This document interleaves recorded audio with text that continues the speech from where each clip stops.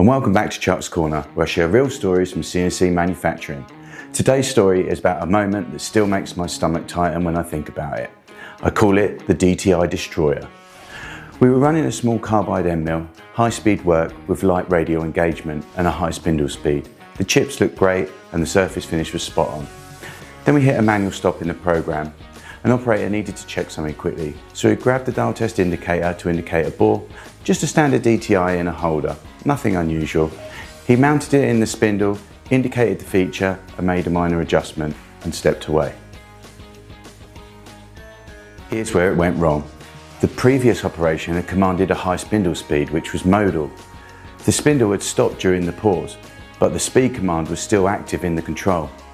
He pressed cycle start and the machine executed a simple MO3, and instantly the spindle accelerated towards 12,000 RPM.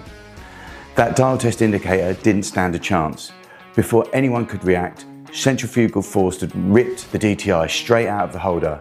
It became a projectile and embedded itself into the side panel inside the machine enclosure. Silence. No injuries, thankfully, but it could have been much worse. The root cause? Not a mechanical failure, not a bad holder, not even operator carelessness in the traditional sense. It was a modal spindle command combined with manual intervention. When no new S value is forced after a stop or tool change, the machine will happily reuse the last commanded speed. And it does exactly what you tell it, even if what you told it earlier no longer makes sense. Lesson learned. CNC machines don't think contextually. They execute instructions, modal or not. If you manually put something in the spindle, the control has no idea what's there unless you explicitly tell it.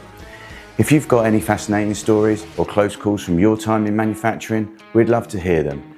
Your story might just feature on the next Chuck's Corner. If you enjoyed this one, give it a like, leave a comment, and don't forget to subscribe so you don't miss the next episode. We've got plenty more real-world CNC machine shop stories coming your way. Thanks for stopping by Chuck's Corner. Stay safe, stay sharp, and own the process.